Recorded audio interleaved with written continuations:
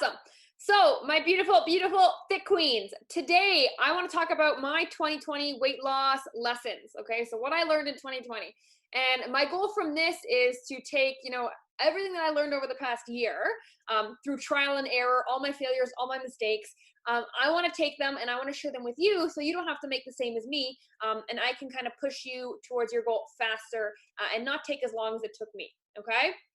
So, I have about 4 really big lessons that stood out to me when I was starting to, compile what I wanted to talk about on this call.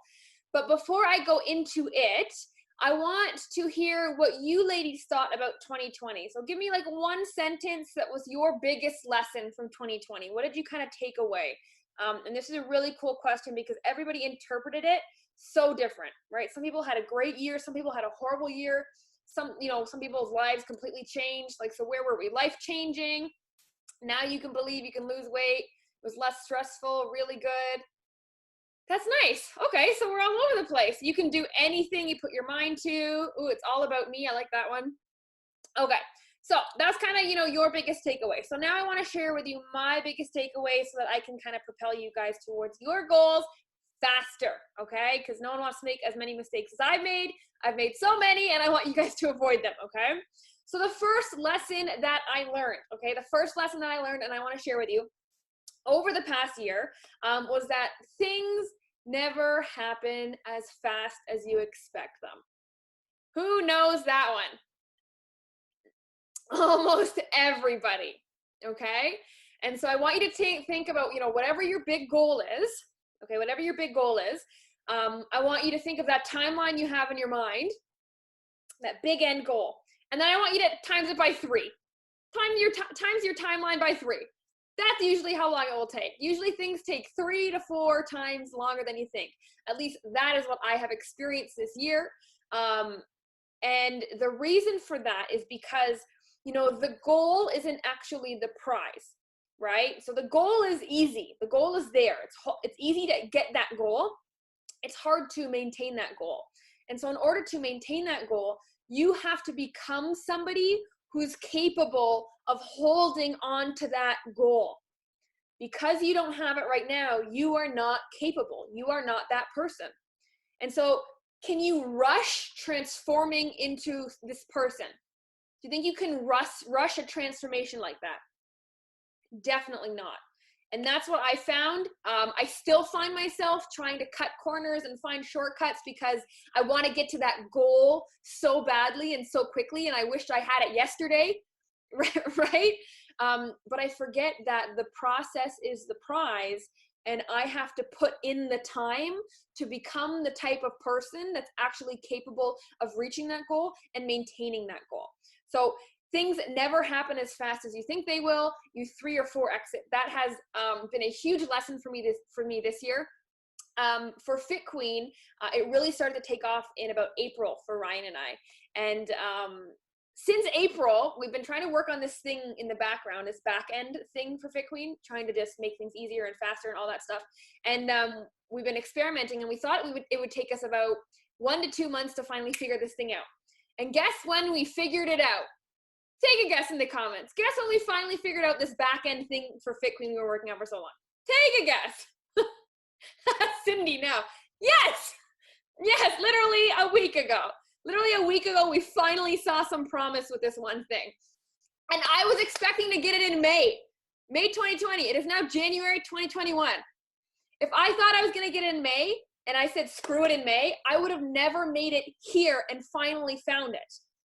Right? That's the difference. I could have gotten frustrated and fed up and said, throw in the towel because I didn't meet my expectations. I thought it was never going to happen, but it finally did happen. And it didn't even happen 100% yet. We're still experimenting. So I'm still holding on. But the point is, okay, if you have a big goal, which all of you do, okay, there's no point in going small anymore. Dive head first, get in the water. So it's a big goal. You need to transform into somebody who's capable of achieving that. If you haven't achieved it, or if you continue to rush trying to get there, the universe will taunt you and will punish you for trying to rush it because you are not ready to be that person. You are not strong enough to bear that goal yet. Okay, that is like one of the biggest lessons I learned all year because because we went full force on Fit Queen, we're like, we want to grow like this. We want to have this many clients. We want to lose this much weight in total. And, we were trying to rush it. And because we tried to rush it, it took longer than it would have occurred naturally. This process is natural. There's a natural time frame. And when we try to go against nature, nature always punishes you. Always, right? So that was my biggest one. My second lesson, this is really interesting, and you've probably never heard of this before. This is something I've learned fairly recently, and I learned this from one of my biggest mentors, Alex Hormozi. You guys have probably never heard from him. Maybe one day he'll watch this video. And so basically, he taught me about the difference between jealousy and envy, okay? And, this year was full of so many emotions. I found myself comparing myself to different people in different situations a lot. And I always felt really guilty when I'd compare myself to somebody else, right? I feel guilty. I was like, why would I do that? I shouldn't be doing that. That's such a bad habit. That's a negative habit. They've done nothing wrong. You guys, I'm sure you guys all experience these same emotions, right? Always comparing myself. And I realized once Alex Hormozi told me this, the difference between jealousy and envy really helped me to become not so guilty and not so judgmental of myself for doing something like this. That comes naturally and automatically, and it doesn't mean you want it, but you don't have to hate that it happens. And so the difference between jealousy and envy is this, okay? Jealousy is when you're afraid of losing something, right? When your boyfriend's talking to another girl, you get jealous of that girl because she's taking away his attention from you, right? So you're losing something. That's jealousy.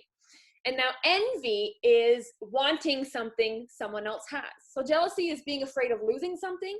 Envy is wanting something somebody else has. Okay, you guys understand the difference? Very simple. And the first thing I thought when I realized that difference was this: I haven't been jealous in a really long time. I'm really not a jealous person. I'm not jealous of anybody or anything because I'm not afraid to lose anything. I don't see someone else's success taking away from my success. Right? The world is so abundant. You have every opportunity to get anything you want that anybody else has, and no one could take you away from that. Somebody else's being success doesn't take away from your success. Okay? And so what I realized was, number one, me comparing myself is not being jealous. It's me being envious, right? So me wanting something that somebody else has, right? I want bigger muscles like her. I want to be more successful like her. All these things we say to ourselves, right? You say, I want her ass, or I want her small waist, or whatever we say. I want to be able to do a pull-up like her, right? We compare all these things. And it's because we want something someone else has, okay? And first of all, that is okay, right? We have goals. So of course we're going to want things that other people have because other people have reached that goal before. And so we want it. And so it's okay to want that.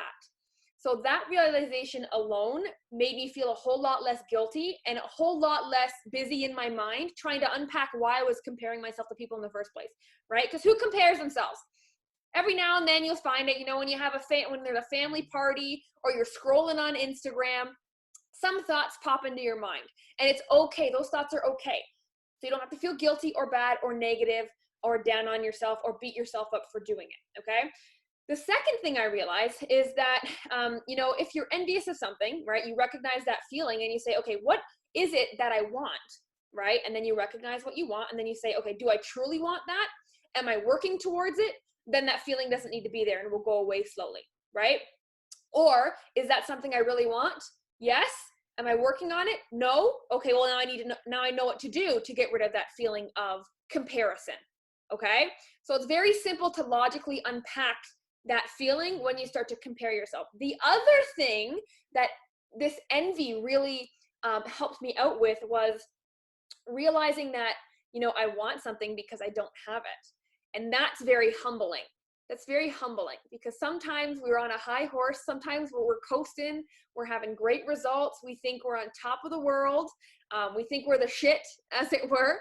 And then when those feelings of envy pop up, it's humbling because you're like, oh, hold on. There's still things I haven't accomplished that somebody else has.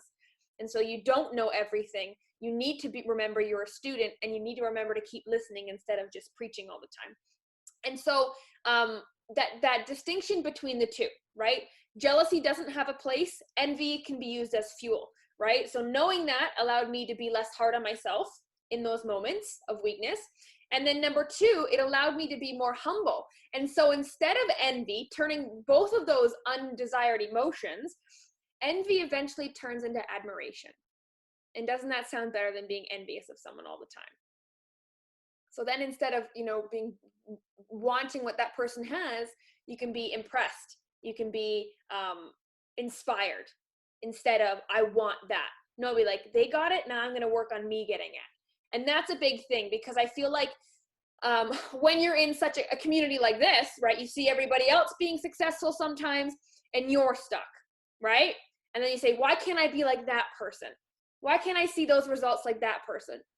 And then we can compare, right? But when you realize, you don't have to feel bad for comparing, and you just turn it into admiration and do your very best instead of just sitting with a negative emotion, which has no solution to it, that really makes a huge difference. So that was my second big lesson in 2020, just realizing that comparison is okay, turn it into admiration.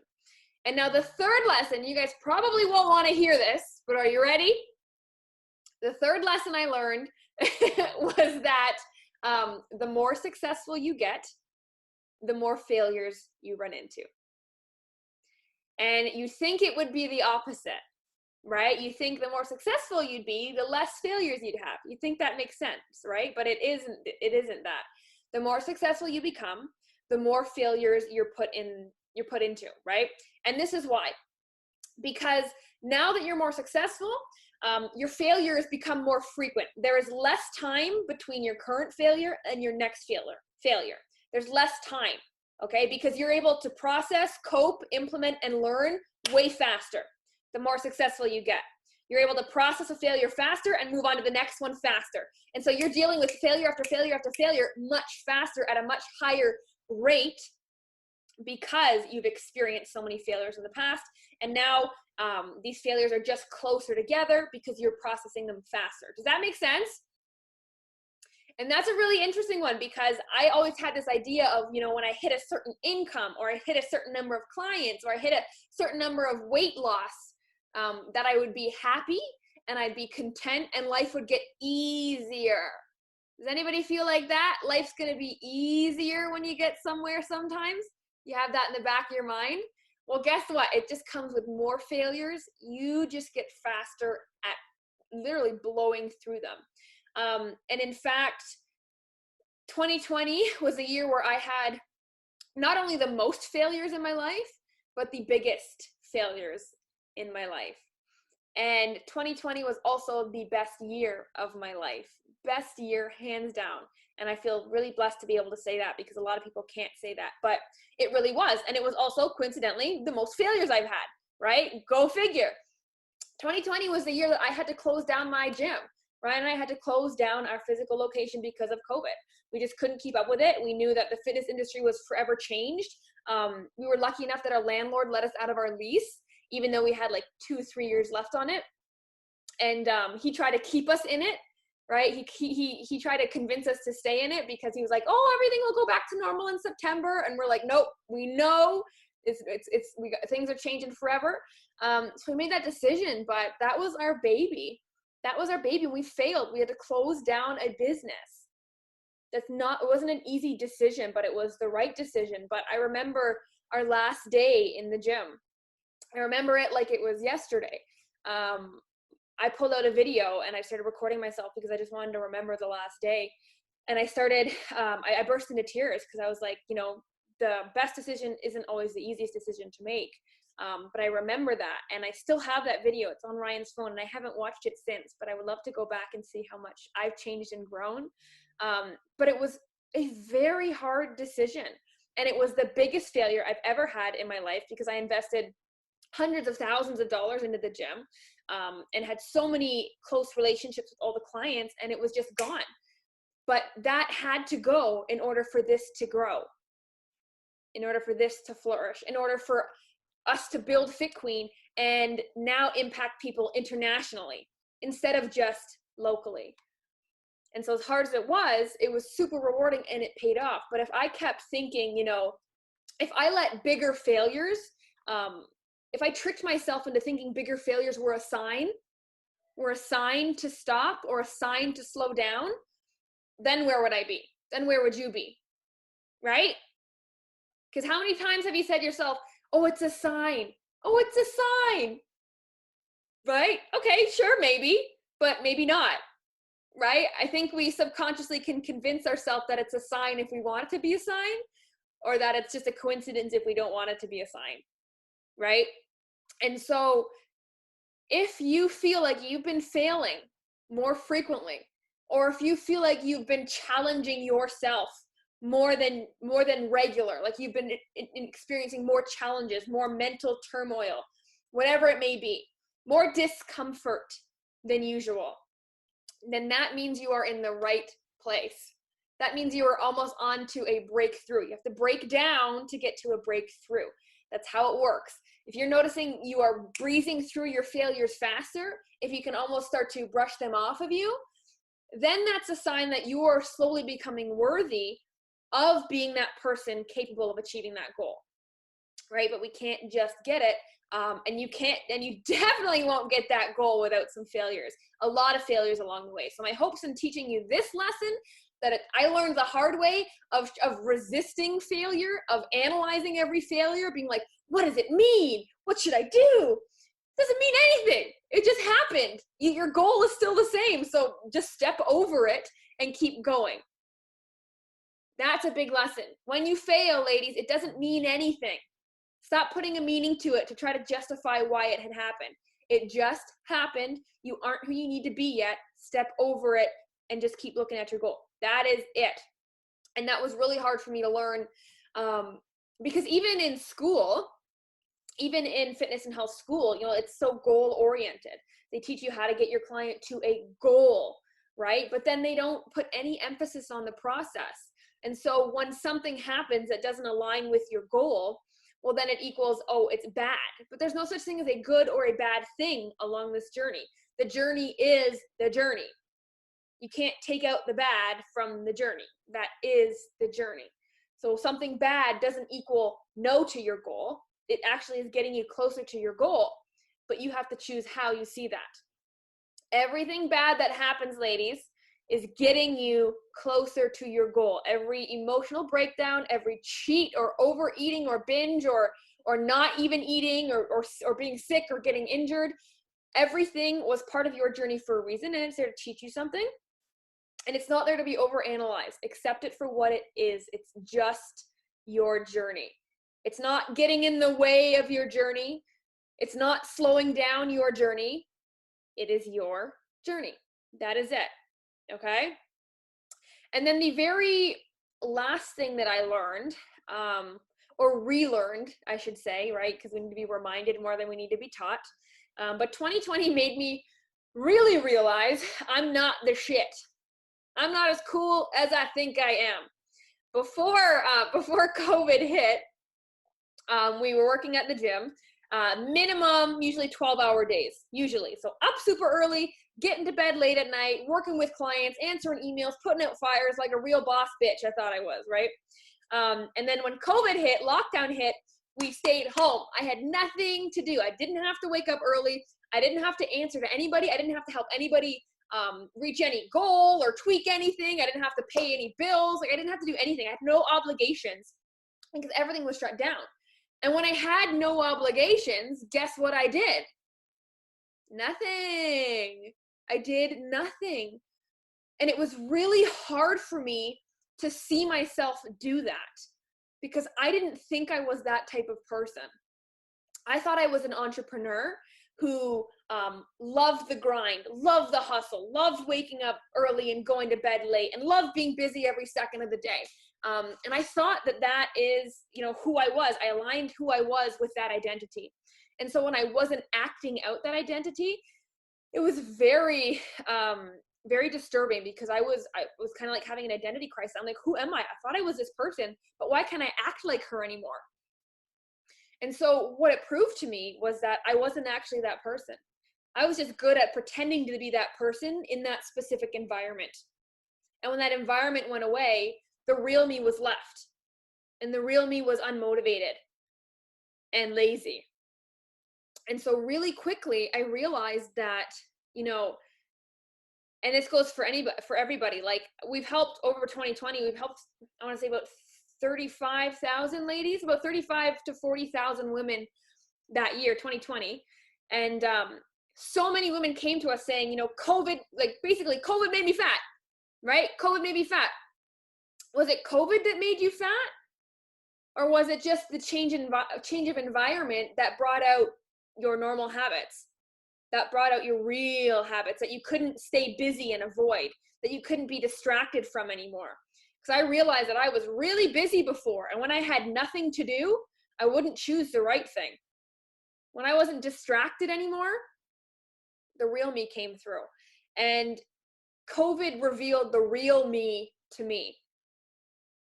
And I think the most self-growth and internal work was done in 2020, because I finally got exposed to the real me. I finally met the real me instead of the person I always wanted to be, instead of the person I tried to emulate because my inspirations and my mentors were like this type of person. So I tried to be like that type of person, but I wasn't actually that type of person. I was just wearing a costume. Right? So how many of you kind of before COVID, you were wearing a costume, you were wearing a mask? A lot of you, right? You liked the busy days. You liked being distracted. You liked going places and doing things. And when you had none of that left, who were you? When the external things were stripped away, internally, who were you left with? Probably someone unmotivated, unfit, lazy, didn't have a routine. Like how many people, the routine went out the window? Like wake up times changed, eating times changed, all over the place, right? And so, COVID revealed you to you. And is that not like, there's no other time I could think of that could do that at such a grand scale to the entire world. Like this was a blessing. We had to slow down, right? We had to slow down. You didn't have a choice, right? You'd always say, I'll take a vacation when, or I'll slow down when. Now you had to slow down, and you probably didn't like it at first because you were really uncomfortable, because it was revealing a lot about you that you didn't like. And you thought, maybe if I just went back to my old life, I could lose that weight again. Or maybe if I tried this thing again, I could lose the weight again. But that you wasn't the real you. So you can't go back to a fake you. It was hard enough to pretend to be that person day in, day out. You can't go back to pretending to be the same person, because now you're a new person. And now you've been exposed to the real you, which you've been working on. And now you know a little bit deeper your personal flaws and what you need to work on. And so 2020 was such a gift to be able to focus on you, the real you. Because life is so busy, we forget to focus on the real you. We just live from hour to hour until we get home and can watch TV. We live until the weekend, or we get to go out for drinks with the girls. Like, we shouldn't be living for things. We shouldn't be waiting for things. We have to live in the moment. And COVID really taught me that, because you know what else we were doing a lot of? We were waiting for the lockdowns to be over, right? How many people thought it would be over at the end of May and then June, and then maybe they'll open up things for summer? Oh, September was good. Awesome. We're clear. Then we lock down again and again.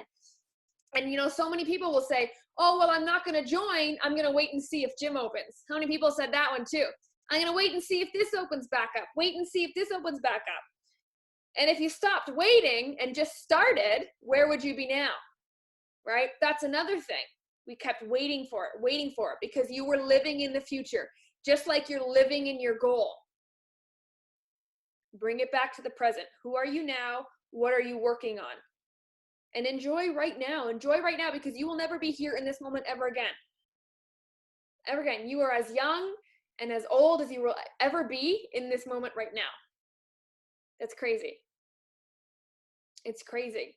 And so you have to slow down to really eliminate all the distractions that have been keeping you busy your entire life. That's why we bored eat. That's why we bored eat, or we procrastinate, or we emotional eat, It's because we don't want to sit alone with ourselves with nothing to do. Because we don't know how to entertain ourselves. We don't know how to be alone with ourselves. We don't enjoy our own company. We have to keep ourselves busy. We can't, now we watch the TV and play out with our phone at the same time. One thing isn't even enough anymore. That's crazy. One thing is too boring. I do that too. Who does that? Come on. You're playing a game on your phone while you got your Netflix TV show on in the background, right? It's crazy. We just can't be alone. But you have to be alone to realize what your flaws really are. And your first and biggest flaw is that you can't be alone. So be alone with yourself more often. Get used to it. Be okay doing nothing so that you can be inspired to do something worthwhile instead of something just to fill the time. Because for the most part, up until COVID hit, we were just filling time for the vacation, filling time for retirement. Like we were just filling time for something. But that is not a way to live. And when you do that, life goes by really quickly. And you don't have a lot of good memories, which is not a good way to live. And so those are my 4 big lessons, ladies. So number 1, things never happen as fast as you think they will. All right, 3 or 4x how long you think they're going to take, and then there's your answer. Number 2, jealousy versus envy. You want to stay away from being jealous. Nobody can take anything away from you. And then recognize those feelings of envy and turn them into admiration, okay? More success does not equal less failure, okay? If you are failing more frequently, you are on the right path, okay? Because now you can get through them and move on faster. And then, you're not the shit. I'm not the shit. We got a lot of learning to do. We're not as cool as we think we are. We are not as elevated as we think we are. Even though we've grown quite a bit over 2020, you're still not up here. We think we're up here and everybody else is down here without the wisdom, without the knowledge, right? But there's still someone above you with more wisdom, okay? So ladies, really quickly, let me hear your takeaways in the comments. What lesson did you learn from that? What was the one that, stuck with you out of my 4? What do you guys think is going on in your 2021? What's planned for 2021? Taking these lessons and applying them forward. What do we think? So envy is admiration. Absolutely. And then that's how you can get rid of that bad emotion instead of trying to guilt yourself out of stopping feeling it, because that never ends well. Definitely realize that things don't happen overnight. Yeah, they don't. And we know that, right? If I asked you, are you looking for a quick fix? You'd say no. But subconsciously, you're probably screaming, yes, right? Subconsciously, you're still hoping it would happen yesterday, even though consciously and logically, that's not going to happen. It's time to start aligning your conscious and subconscious. That's the next level that you ladies are at. Wait, best decision isn't always the easiest. Yes, very, very true. I like the envy shifting to admiration. Yep, more success equals more failures. Yes, are you guys prepared for more failures? Can you take that on? Seriously, are you strong enough to bear the burden of failure after failure? Are you strong enough? Because you don't have to be, but I can tell you it's really worth it. And that's really the only path in life I would like to take. That's my path. Taking shortcuts doesn't work. Exactly. Enjoy the journey. Things don't happen fast. Amen to that. All right, ladies, thank you for joining me. I love you very much. As always, thank you for taking this time. Thank you for being so open to all these new ideas. Thank you for letting me tell it like it is and just sitting with it and analyzing it. It's so easy to say, shut up, Madison, you're so rude sometimes. It would be so easy to say that. But just like the right thing to do isn't always the easiest thing to do, the right thing to hear isn't always the easiest thing to hear too. So I hope you take everything today and just sit on it, okay, and kind of pick, one thing that you want to implement from it, okay? So I love you. Thank you so much, and I will see you inside the Facebook group. Bye!